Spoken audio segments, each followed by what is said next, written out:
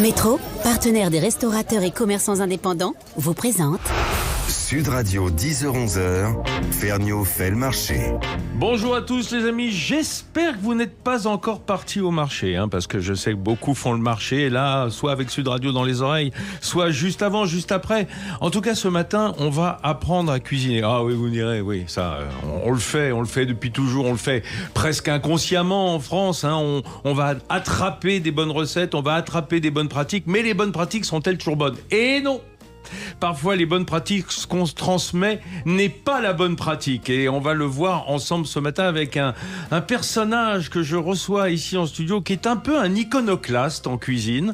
C'est-à-dire celui qui va battre en brèche toutes les idées reçues et qui va aller fouiller pour nous apprendre justement ces bonnes pratiques, ces bons process. Cette bonne cuisine, celle qu'on croit bonne, n'est pas forcément la bonne. Allez, on y va. Sud Radio 10h-11h, Ferniaud fait le marché. Bonjour Arthur Lequesne. Bonjour. Alors Arthur Lequesne, vous êtes auteur de livres à succès, on va dire déjà, ça classe. L'auteur de livres à succès sur la cuisine, mais pas forcément de recettes de cuisine, en tout cas pas jusqu'à aujourd'hui. Vous vous intéressez à ce qui se passe, on va dire les phénomènes physico-chimiques derrière la cuisine. Oui, comment est-ce que, en comprenant la transformation physique et chimique des aliments, comment on peut mieux réaliser des recettes au quotidien? Eh ben voilà, c'est tout ce qui nous intéresse d'ailleurs. Donc en fait, vous partez pas de ce que vous avez appris. Vous n'êtes pas un professionnel de la cuisine, vous n'êtes pas cuisinier, chef avec son CAP, un peu comme moi d'ailleurs. Vous êtes, et là aussi je m'y reconnais aussi, un peu l'honnête homme dans l'acception du 18e, quelqu'un qui va d'abord s'interroger et aller puiser à la source les connaissances. Oui, ça, en fait, je me pose en permanence des questions afin de soulever des problèmes qui sont en général inconnus et pour pouvoir y apporter des solutions. Alors, vous sortez un livre là, qui vient de paraître, allez vous faire cuire un œuf, c'est très gentiment dit, mais attention à la perfection. Ah oui, ça change tout. Alors, l'œuf, c'est assez emblématique, on en parlera d'ailleurs tout à l'heure dans l'émission, parce que c'est plein d'écueils, alors c'est plein de possibilités, ça apporte son goût, sa texture, parce que c'est un texturant formidable, mais encore faut-il savoir bien le traiter, cet œuf. Oui, l'œuf de poule. Oui, l'œuf de poule. Non, c'est assez particulier, l'œuf. Bon, on en parlera en fin d'émission. Alors, je vous reçois parce que on a plein d'idées reçues. En fait. Or, si elles sont reçues, c'est qu'on les a reçues de quelqu'un. Et ce quelqu'un de quelqu'un. Et que comme ça, on transmet presque des légendes ou des pratiques qui sont impropres à la bonne cuisine. Et vous avez été fouillé derrière ces pratiques. Oui, c'est-à-dire qu'on se transmet des choses de génération en génération, des explications qui sont généralement fausses parce que on n'avait pas les connaissances il y a un siècle ou deux de ce qui se passait exactement dans les aliments. Aujourd'hui, on a beaucoup plus de connaissances et on comprend mieux ce qui se passe. Donc, on s'aperçoit que les transmissions sont généralement pas très bonnes et que dire que la transmission est la chose la plus forte est totalement faux. Arthur Lequesne, vous n'êtes ni cuisinier, ni chimiste, ni physicien, ni ingénieur, et pourtant, vous combinez un petit peu ces pratiques pour les livres que vous publiez. Oui, parce que je suis juste à la frontière entre le cuisinier et le scientifique. C'est-à-dire que je me nourris des avancées scientifiques, des connaissances scientifiques, et je regarde beaucoup ce que font les cuisiniers. Quelquefois, ils donnent des explications qui sont pas justes, mais ils ont inventé des techniques qui sont intéressantes pour d'autres raisons. Donc, en se nourrissant des deux sphères, on arrive à faire avancer les choses. Qu'est-ce que ça évoque pour vous? La tradition, ça a du bon. C'est un peu idiot parce que ce qu'on faisait il y a peut-être un siècle ou 2 siècles avait des raisons sans doute à ce moment-là. On mangeait des aliments qui étaient très différents. Les fours marchaient au bois et quelquefois on a commencé à faire au gaz, mais on pouvait pas régler les températures. Et c'est parce qu'on pouvait pas régler les températures qu'on a inventé le bain-marie. On s'est aperçu que quand on faisait cuire des pâtés, par exemple, ou des terrines dans de l'eau, dans un four, ça cuisait bien. Mais si on les mettait dans le four directement, ça brûlait. Donc le bain-marie a été inventé pour ça. Aujourd'hui, on n'a plus besoin d'un bain-marie. Par exemple, on sait régler un four à 120 ou 140 degrés. Oui, avec l'apport d'eau quand même qui permet une conduction de la chaleur différente peut-être. Oui, c'est-à-dire que si vous chauffez l'eau, l'eau conduit plus la chaleur que l'air parce que c'est 800 fois plus dense. Mais vous pouvez effectuer des mêmes cuissons à une température un tout petit peu plus élevée. Un bain-marie, même dans un four à 300 degrés, chauffe pas à plus que 93 degrés. Ça ne vaut pas. Au fond, ce que vous nous dites, c'est que la tradition, ça a du bon peut-être pour les produits, notamment, et encore, ils évoluent, hein, les produits sont pas ceux qu'on mangeait il y a 100 ans, donc il faut adapter cette cuisine en permanence. Il n'y a pas de connaissance, il n'y a pas une bible de la cuisine qui puisse perdurer? Non, parce que nos goûts ont évolué, les matériaux dans lesquels on cuit ont changé, sont de bien meilleure qualité aujourd'hui, les systèmes de cuisson sont très différents, sont beaucoup plus précis, et puis nos goûts évoluent. Nos goûts évoluent. Ce qu'on mangeait, par exemple, les carottes, les pommes de terre, etc., qu'on mangeait il y a 2 siècles, sont plus du tout les mêmes aujourd'hui. Donc, on a des choses qui ont beaucoup plus de goût, qui ont besoin de moins de temps de cuisson. Et puis, il y a aussi des phénomènes physiques. C'est-à-dire que on était un peu plus édenté il y a 2 siècles qu'aujourd'hui. Et aujourd'hui, on a envie d'avoir des choses avec un peu plus de texture, avoir du croquant, qu'on ne voulait pas avoir il y a 2 siècles. Oui, c'est-à-dire, Stanislas Lesinski n'aurait jamais pu inventer le baba au rhum, à l'époque, parce que lui, il pouvait mâcher des gâteaux. Enfin, il pouvait pas mâcher de gâteaux et c'est pour ça qu'on lui ponchait ses gâteaux, quoi, par exemple. Exactement. C'est-à-dire que les textures étaient très différentes il y a longtemps. Alors, on se plonge directement dans votre livre, allez vous faire cuire un œuf, mais moi je fais référence encore à votre ancien ouvrage qui m'a bien servi, hein, parce qu'on est un peu tous des enfants d'Hervétis, on suit les travaux de Raphaël Aumont, par exemple avec Thierry Marx, etc. Et en cuisine, toutes les vérités sont bonnes à dire était le précédent de vos opus, et là vous y allez carrément. Aujourd'hui, vous l'adaptez à des recettes plus simples. En fait, vous êtes en train de dire toutes ces connaissances, si elles sont un petit peu indigestes, je vais vous donner des exemples concrets. Oui, c'est-à-dire qu'une fois qu'on a ces connaissances, on peut les appliquer sur un œuf au plat, sur un simple poulet rôti, sur un gigot, sur une purée ou juste des haricots verts. Ah, vous dites un simple poulet rôti, excusez-moi, là c'est un euphémisme, hein, parce que un simple poulet rôti, il semble simple, mais pour vous c'est carrément une mise en œuvre. Hein. Pour faire un poulet rôti façon Arthur Lequesne, faut se lever de bonne heure, c'est le cas de le dire. Oui, c'est-à-dire que il faut comprendre ce qu'on veut dans un poulet rôti. Quel est le but? Qu'est-ce qu'on veut? On veut une peau très croustillante, on veut des cuisses juteuses, cuites, et on veut des blancs tendres et juteux, surtout pas secs. Surtout pas secs. Et en fait, quand on a ces connaissances scientifiques, on sait que les blancs sont cuits quand ils sont à 65 degrés, mais que les cuisses, elles, ne sont cuites quand elles sont à 75 degrés. Donc imaginez un peu, c'est qu'un poulet, normalement, avec la forme du poulet, c'est un peu comme un ballon de rugby. Vous devez avoir des endroits où vous êtes à 75 et d'autres à 65. C'est très compliqué. Donc, ça veut dire quoi? Ça veut dire qu'on lève les cuisses, on les cuit à part, comme on fait sur le canard, par exemple, parfois, dans les restaurants? Avant, dans les restaurants, quand on servait des poulets rôtis, on présentait le poulet en entier aux clients, ensuite on repartait en cuisine, on retirait les cuisses, on terminait la cuisson à la poêle. Ah oui, c'est ça. Et oui. Aujourd'hui, en fait, on le fait plus, on mange le poulet directement. Donc, quelle est la solution? Moi, je vais vous dire, coup de papier d'aluminium sur les blancs? Ouais, c'est pas super efficace. Non. C'est pas super efficace. Il y a, en fait, ce qu'il faut dire, c'est que quand on écarte quand on retire l'élastique, on écarte les cuisses, c'est-à-dire qu'on les allonge, on fait plusieurs choses. Ça, c'est la position que j'ai mis au point. Et en fait, on permet à la chaleur de pénétrer dans les cuisses de tous les côtés, c'est-à-dire de l'extérieur, comme habituellement, mais aussi par l'intérieur.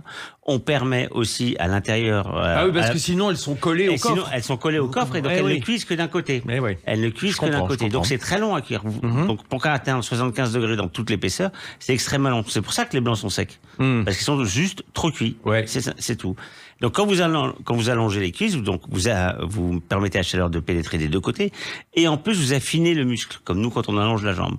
Donc l'épaisseur est plus fine et la chaleur peut venir des deux côtés. Donc on réduit drastiquement le temps de cuisson des cuisses. Donc le poulet se cuit jambes tendues. Eh oui, jambes tendues.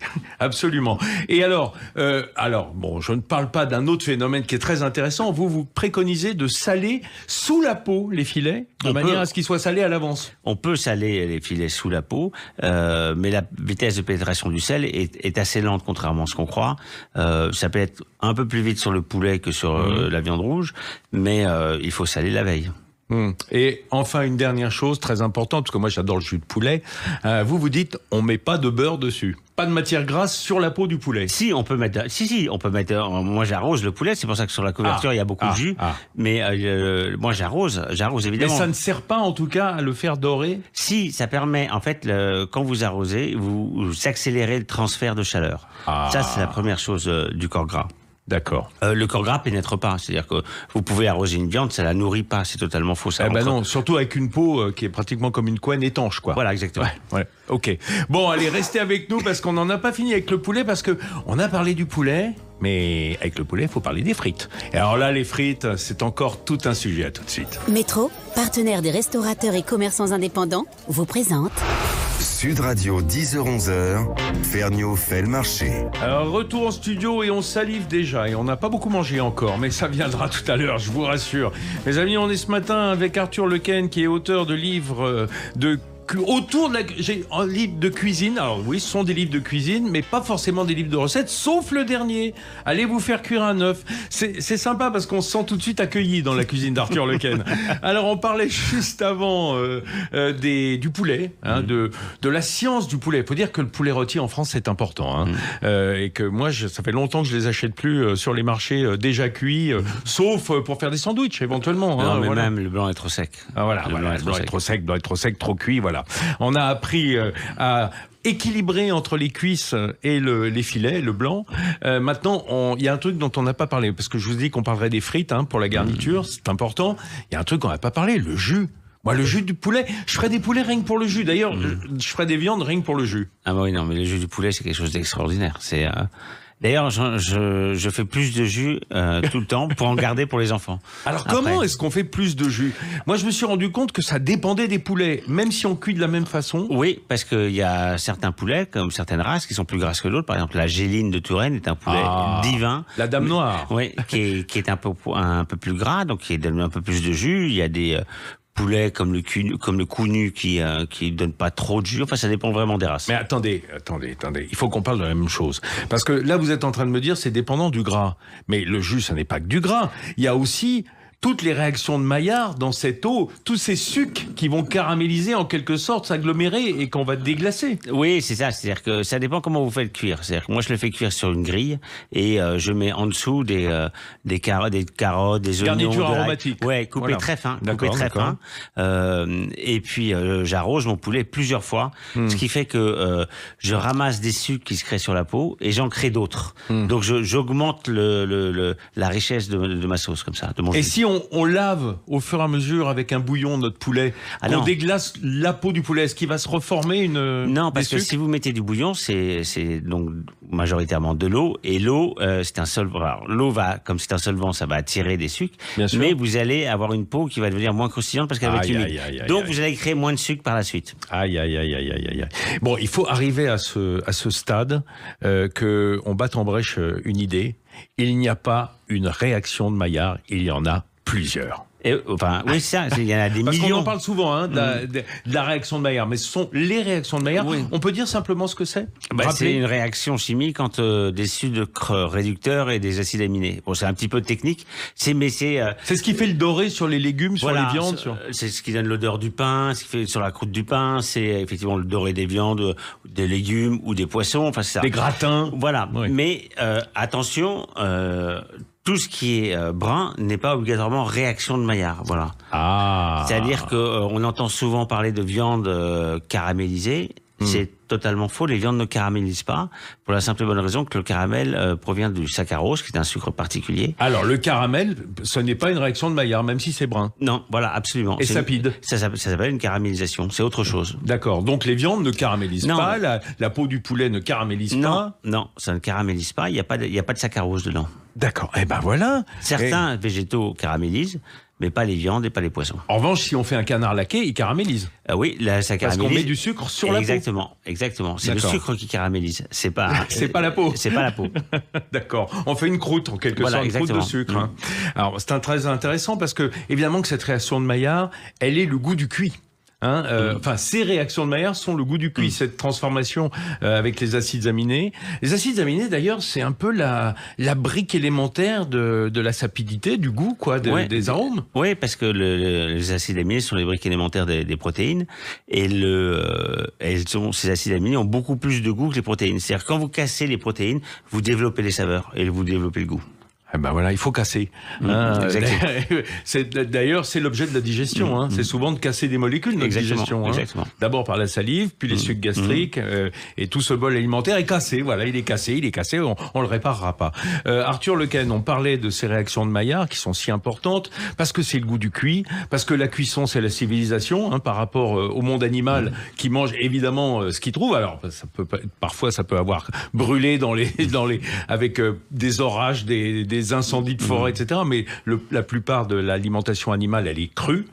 Nous, comme on est des humains, on est évolué, donc la cuisson, c'est important. Oui, parce qu'on change, la texture des aliments.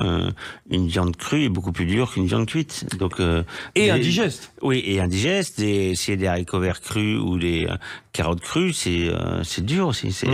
Donc, au fond, on peut dire que la cuisson, c'est une prédigestion, une aide à la digestion. C'est une aide à la digestion, et puis, en fait, le degré de cuisson nous permet de choisir la texture qu'on veut avoir. Ah, voilà, parce que là encore, tout le monde n'a pas encore ses super dents avec des crocs acérés. Non, mais par exemple, je sais que les gens aimaient bien avant les haricots verts un peu plus cuits, alors qu'aujourd'hui on a envie des haricots verts. Et tout ça, c'est arrivé avec la nouvelle cuisine, avec Michel Guérard, qui ont apporté des vraies textures de légumes, ce qu'on n'avait pas avant. Et la révolution du al dente pour les pâtes ou le riz, d'ailleurs. Oui, parce que c'est très récent. C'est très récent le al dente. C'est très récent. Alors, parlons d'un autre sujet. Je vous l'avais dit, qui dit poulet dit frites en France. Poulet frites, c'est quand même la base du dimanche. Ça tombe bien, ça commence vraiment à me donner faim. Alors, les frites, ça, c'est un vrai sujet. Je pense que ça obéit à ce que j'appelle les goûts universels. Il est très rare qu'on entende quelqu'un dire « Oh, des frites !» Voilà, je veux dire, il y a presque une appétence humaine, normale, pour cette patate frite. Oui, parce qu'en fait, il y a du croustillant, il y a la pomme de terre, tout le monde aime la pomme de terre. Et donc, il y a du croustillant, il y a la texture, et puis il y a du gras, parce que on aime le gras. En fait, que vous aimez le jus, tout le monde aime le jus, la sauce, etc. On aime ça, ça fait partie de nos goûts primaires. Et puis ça véhicule peut-être les arômes, les molécules de gras en suspension. Oui, alors le gras est un aspirateur à molécules aromatiques, quoi. Aromatiques. Ouais, pour schématiser, pour schématiser en tout cas. Donc, les frites, c'est presque un condensé de tout ce qu'on aime, quoi. Ah bah oui. Mais c'est pas si facile à faire, parce qu'il y a ce jeu, comme souvent d'ailleurs en cuisine, entre le corps gras, qui est l'huile ou la graisse de bœuf ou la graisse de canard, parce qu'on peut utiliser du beurre même, et l'eau qui se trouve à l'intérieur de la pomme de terre. Ouais, c'est-à-dire que quand la pomme de terre, quand le bâtonnet de pomme de terre chauffe, quand on les trempe dans l'huile, on s'aperçoit qu'il y a des petites bulles qui sortent, et ces petites bulles, en fait, c'est de l'eau qui est contenue dans la pomme de terre qui se transforme en vapeur et qui sort de la pomme de terre. Donc pendant ce moment-là où la vapeur sort, aucune huile ne rentre, aucune molécule d'huile ne rentre, elle ne peut pas aller à contresens. Bah oui, c'est comme si on soufflait sur un vent très léger, évidemment, on va pas l'avoir dans la bouche. Exactement. Les pommes de terre, les frites deviennent grasses au moment où on arrête la cuisson. Où il n'y a plus d'eau, en fait. Non, au moment où, en fait, parce que... Il n'y a plus cette pression vapeur. Voilà, quand l'eau à l'intérieur de la pomme de terre se transforme en vapeur, ça augmente la pression, donc ça repousse tout ce qu'il peut y avoir à l'intérieur. Quand elle refroidit, quand elle est plus dans le bain d'huile chaude, elle refroidit rapidement, et à ce moment-là, l'eau, la vapeur se retransforme en eau et absorbe et occupe moins de volume. D'accord. Et à ce moment-là, absorbe de l'huile. Fait un petit aspirateur à gras, quoi. Exactement. Mais alors, du coup, c'est pour ça qu'on les éponge dès leur sortie du bain. Oui, il faut les éponger tout de suite et on enlève 80% du gras. C'est énorme. C'est ça. Alors, moi, je sais que je me suis fait parfois allumer, parce que je prends du papier absorbant. J'ai pas envie de dégueulasser mes torchons. Et tout le monde, oui, pour y prendre un torchon, ça se lave. Non, franchement, l'huile... Non, mais le papier absorbant, je pense, absorbe mieux que le torchon sur le temps. En plus, mais surtout, voilà, on va pas en plus se taper une machine derrière pour laver toute cette huile qui part pas si bien que ça, d'ailleurs, parce que ça imprègne bien les fibres. Alors, dans votre livre, vous donnez votre recette de frites. Oui, parce qu'en fait, les frites, on est habitué à faire 2 bains. Un bain à 120, 140 pour les cuire en profondeur et un second bain à vers 180 pour les faire dorer. Ça, c'est la recette de base qu'on trouve partout.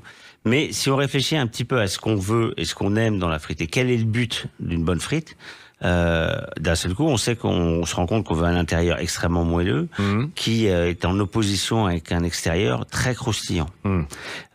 Comment avoir ces deux choses-là? On ne les a jamais avec dans les frites cuites en 2 bains. Jamais elles restent croustillantes 10 minutes. Elles sont même très peu croustillantes à la sortie du deuxième bain. C'est pratiquement impossible.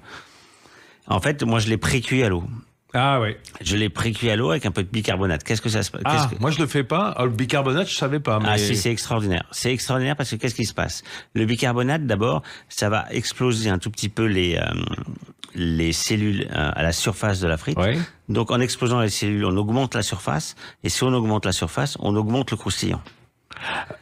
Oui, en fait, on augmente la surface de chauffe, de réception de la chaleur, quoi. Voilà, en quelque sorte. voilà, c'est-à-dire que c'est comme si vous aviez, je sais pas moi, un livre et que quand vous passez dans le bicarbonate de sodium, Ça ouvre. ça vous fait 2 livres. Voilà. Donc la surface elle est multipliée par 2. Donc vous avez beaucoup plus de croustillant.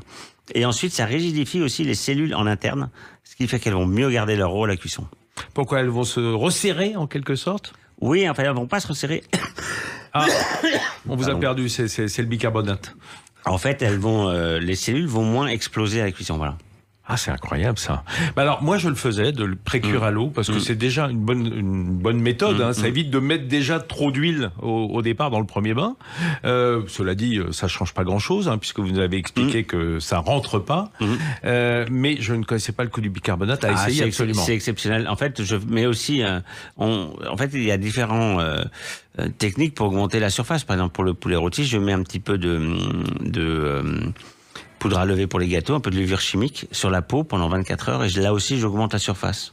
Et comme j'augmente la surface, j'augmente le croustillant. Ah oui, mais alors attention, là, on va vous reprocher de porter atteinte à la peau du poulet, là. Ah, mais là, c'est exceptionnel. Non, mais attention, là, le petit chimiste illustré, là, non, là, Arthur, je peux pas vous laisser toucher à nos beaux poulets français d'appellation. Essayez, parce que la peau est croustillante même le lendemain, ce qui est incroyable.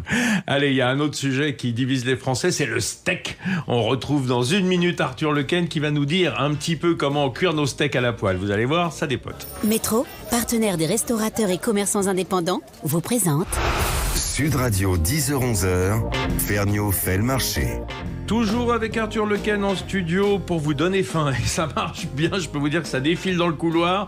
On nous regarde par la fenêtre du studio, on a l'air de dire arrêtez. Arrêtez, je vous en supplie. Ou alors cuisinez. Et bien justement, on va aller se faire cuire un œuf avec Arthur Lequesne, puisque son livre vient de sortir aux éditions Albin Michel. Sa méthode pour révolutionner 65 recettes de tous les jours. Révolutionner, c'est important et ce n'est qu'un mouvement naturel en cuisine. Il faut tout le temps révolutionner. Ben oui, parce que nos connaissances s'aiguisent et s'affinent d'année en année, et on sait plus de choses aujourd'hui qu'on en savait l'année dernière, et on sait mieux cuisiner aujourd'hui que l'année dernière, et a fortiori qu'il y a 50 ans ou 100 ans. Mais alors, excusez-moi, je vais faire des malheureux ce matin. Le dieu de cette cuisine du XXe siècle, Auguste Escoffier, il est obsolète ? C'est-à-dire que, en fait, Auguste Escoffier a écrit son guide culinaire au même moment où Thomas Edison inventait l'ampoule électrique qui était faite avec un filament de coton carbonisé. Qui éclairait à 10 cm. Donc, vous voyez à peu près, si on met en corrélation les deux chercheurs, le niveau de connaissance qu'on avait à cette époque-là. Ah, mais c'est trop facile, ça. C'est trop facile parce qu'il y avait quand même un passé de la cuisine avant Auguste Escoffier, contrairement aux ampoules. Oui, c'est vrai, il y avait un passé, mais le goût le goût de l'époque était très différent. D'ailleurs, ces recettes sont beaucoup plus grasses, sont beaucoup plus lourdes.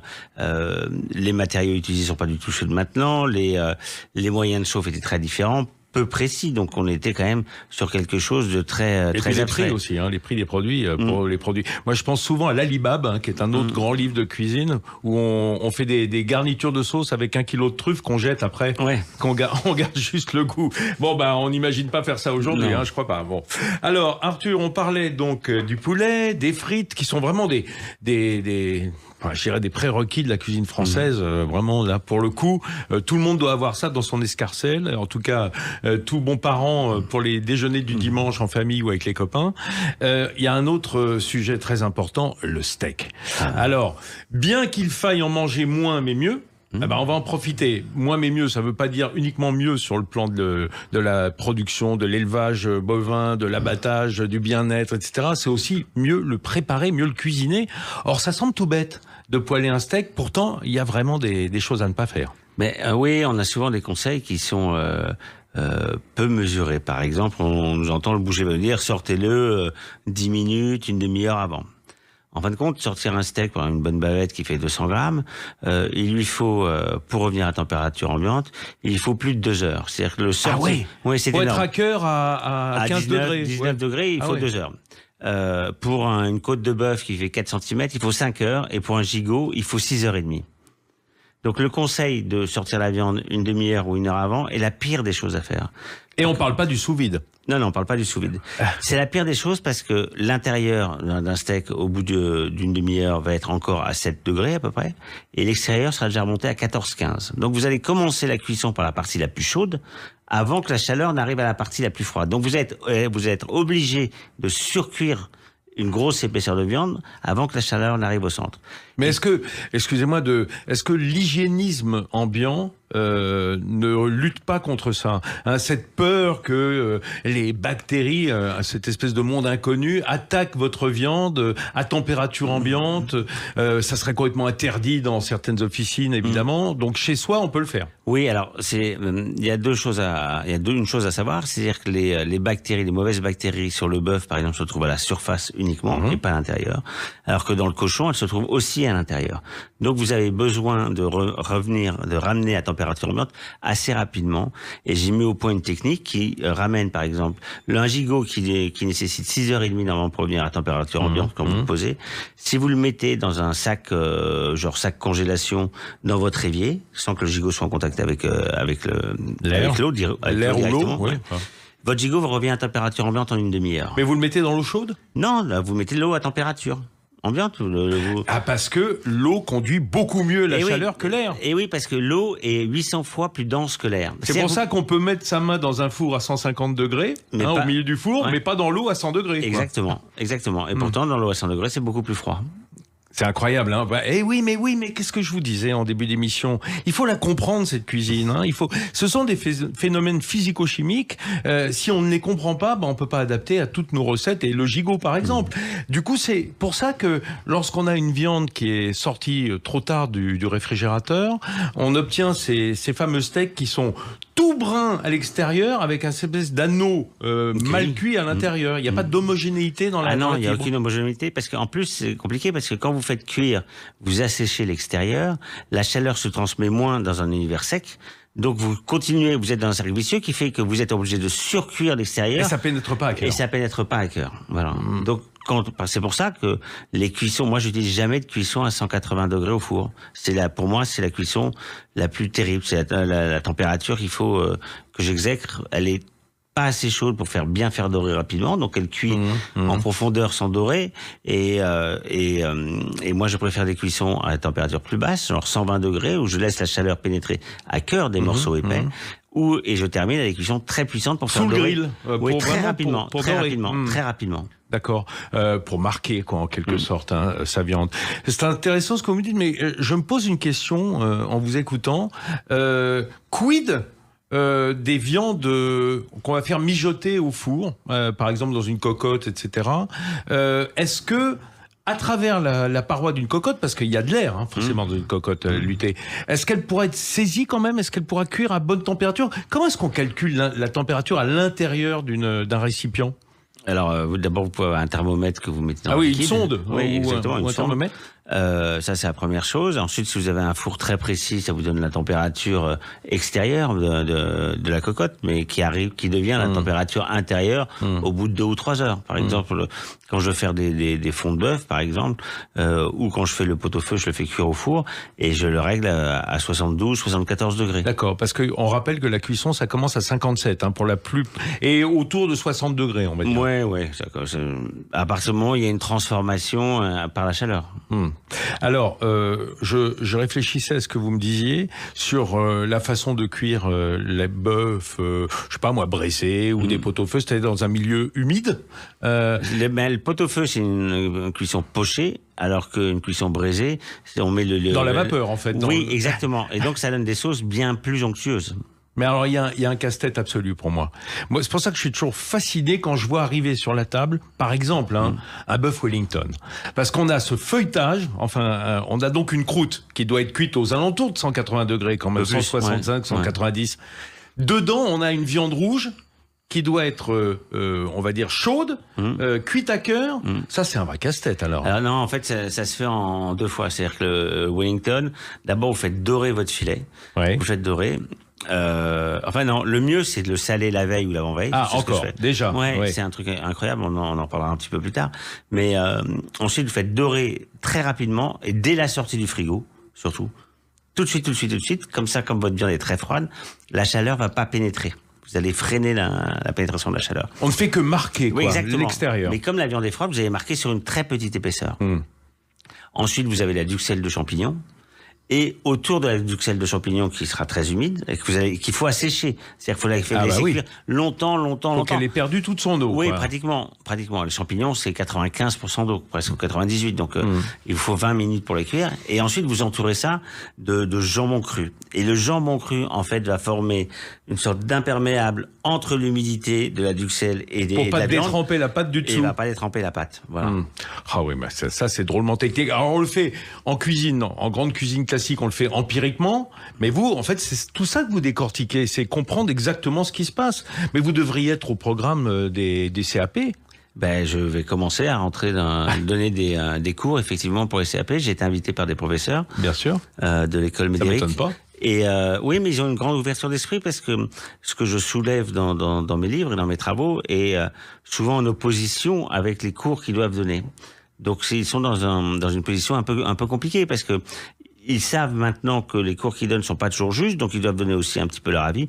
Et ils m'invitent en tant que invité pour donner d'autres vues. Bien sûr, ouvrir un petit peu le champ des possibles et surtout ouvrir les œillères sur la cuisine. On revient quand même sur ce que vous me disiez tout à l'heure. Si on va revenir au steak ou à l'entrecôte, enfin poêlé. Donc en quelques étapes, d'abord sortir le steak. Combien de temps à l'avance du réfrigérateur ? Un steak, si vous devez le remettre à température ambiante d'une façon normale, il vous faut entre 2 heures et 4 heures, suivant l'épaisseur. Voilà. Et plutôt couvert. On peut le mettre dans un film ou du papier cuisson. Plus vous allez le couvrir, plus le temps de remise à température ambiante va être grand parce que vous allez former une sorte d'imperméable autour qui va garder le frais. D'accord. Sous cloche non plus ? Non, il n'y a pas besoin de le protéger, on peut le laisser à l'air ambiant. Vous pouvez le laisser à l'air ambiant parce que, en fait, vous allez le griller ensuite et vous allez griller toutes les bactéries. Ensuite, matière grasse, pas matière grasse ? Matière grasse, parce que vous augmentez les réactions de Maillard. Et la surface de contact aussi, parce que la matière grasse rentre partout. Et oui, parce que si vous posez juste sur une poêle, par exemple, vous allez avoir que 30% de la viande qui va vraiment être en contact. Si vous mettez du gras, et n'hésitez pas à en mettre plus que ce que vous pensez, parce que ça va pas rentrer à l'intérieur. Les molécules de gras sont très complexes, alors que le jus, l'eau qui est dans la viande, est très simple. C'est très simple, c'est H2O. Donc ça rentre pas. Essayer de faire rentrer du gras, une molécule de gras dans une viande, c'est comme essayer de faire rentrer un ballon dans le sable quand vous êtes à la plage. Vous pouvez appuyer, ça ne rentre pas. Ça ne rentre pas, on a bien compris. C'est exactement pareil. C'est une belle image. Alors du coup, ça veut dire que toutes ces images que l'on voit des chefs avec des beaux sautoirs en cuivre qui ont, ça baigne dans le beurre le steak. Ça n'est pas une folie. Il faut le faire. Oui, le beurre mousseux qu'on arrose. Moi je mets pas du beurre parce que le beurre ça brûle à partir de 135, 137 degrés. Même le beurre clarifié ? Non, pas le beurre clarifié. Mais pas le beurre clarifié. Voilà. Le beurre clarifié brûle à peu près 240, 250. Mais le beurre, et que vous rajoutiez de l'huile ou pas, ça ne change rien du tout. C'est dans les protéines du beurre qui brûlent. Qu'elles soient dans de l'huile, qu'elles soient dans ce que vous voulez, elles brûlent à 135. Donc une huile qui chauffe, pépins de raisin par exemple, et on met le beurre après dans la sauce ou à la fin. À la fin. C'est ça. Juste pour donner du goût. Bon, voilà, ça y est. Alors on a mangé du poulet frites, on a mangé notre steak, notre entrecôte, et on va terminer en beauté dans 1 minute ou 2 avec les œufs. Parce que les œufs, c'est important dans la cuisine française, ça sert à tellement de choses, mais il faut pas les maltraiter, nos petits œufs. Allez, à tout de suite. Métro, partenaire des restaurateurs et commerçants indépendants, vous présente Sud Radio 10h-11h, Ferniaud fait le marché.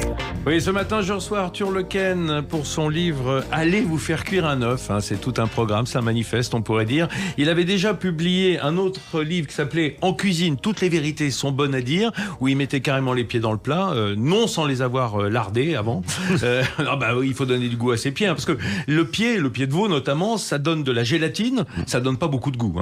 C'est un texturant en quelque sorte. Exactement.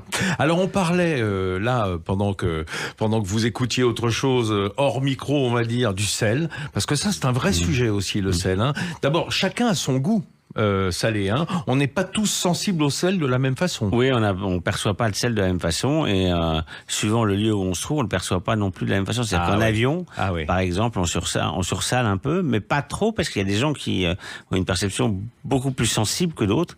Dites-nous pourquoi nos muqueuses sont impactées en avion et qu'on sent pas. L'air est très sec, et donc il est plus humidifié, donc on sent c'est l'humidité, la salive ou l'humidité du corps qui fait que les informations olfactives sont rendues perceptibles.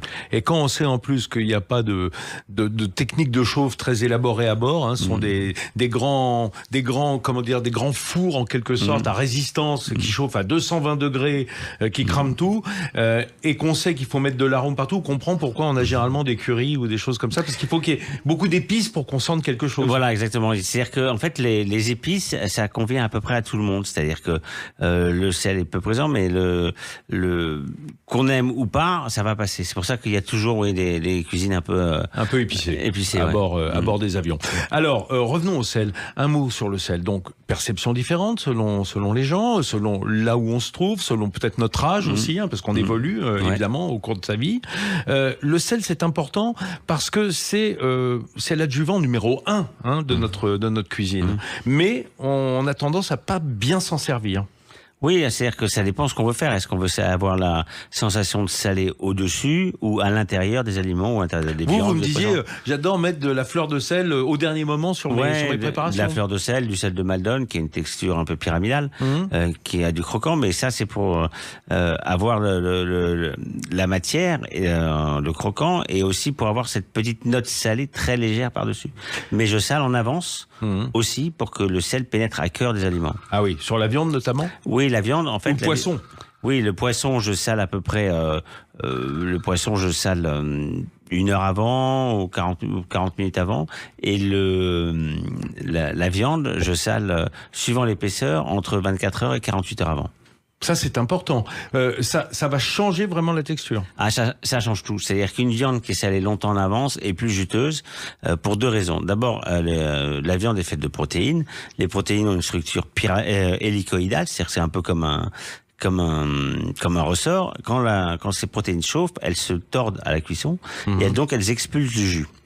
Quand la viande est salée en avance, le sel a le temps de pénétrer en profondeur et il change la structure moléculaire des protéines, donc elle se tordent plus à la cuisson. Elle ne se tordent plus, elle n'expulse plus de jus. Donc la viande est plus juteuse. Et alors, vous me parlez de sel et je pense à autre chose, à votre pot-au-feu par exemple. Alors le pot-au-feu, voilà un sujet très intéressant parce que c'est très difficile d'avoir un... Enfin, j'ai toujours pensé qu'il fallait choisir entre le goût de la viande et le goût du bouillon. Parce qu'il y a ce transfert au travers de la membrane des cellules, ça se fait dans tout corps vivant, entre un milieu salin et un milieu qui l'est moins.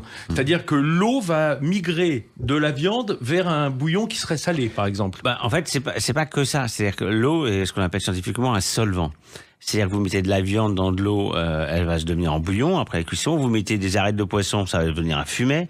Vous mettez des morceaux de chou-fleur, ça va sortir le chou-fleur. L'eau est un solvant, donc va absorber les toutes saveurs. Les molécules aromatiques. Quoi. Exactement, ouais. Exactement.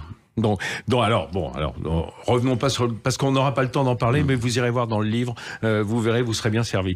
Je voudrais qu'on parle des œufs, parce que l'œuf, c'est très intéressant. Moi, j'ai découvert un truc, et je me suis dit, ce mec est génial.